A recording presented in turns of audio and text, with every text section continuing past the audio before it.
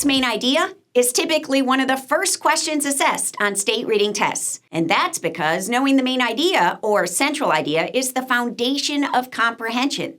It's the starting point. If the reader can't determine what a text is mostly about, then he can't analyze it at a deeper level. However, many students struggle to infer a text's main idea, and that's often because they confuse it with the more obvious topic. Although the topic is included in a main idea statement, the rest of the sentence reveals what about that topic the text specifically addresses. Many texts are written about the same topic, but they have different main ideas.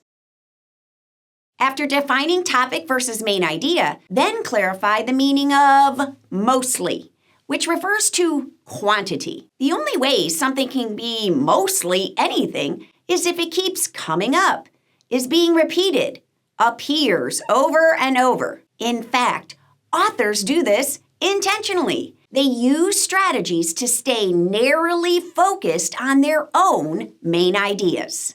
Consequently, teach your students to look for the 4 typical details that authors include to imply what the text is mostly about. Number 1, look for repeating ideas via synonyms. We know that authors vary their word choice to keep readers engaged. So teach students to look for the same detail being subtly restated in different ways.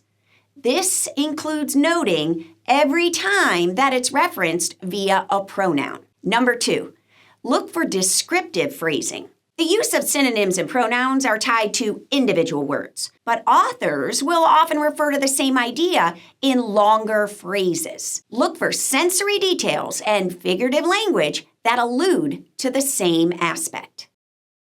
Number 3, look for related details. An author wants to deeply inform the reader on something, so he'll provide many relevant facts and specific examples all in one area.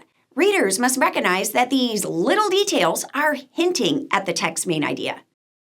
Number 4, look around the text at physical features. The included photograph, adjacent chart, or enlarged quote were all selected intentionally. Authors and publishers do this to capture the reader's attention and to highlight the most important information. So note what is emphasized in the text features as they too imply the main idea.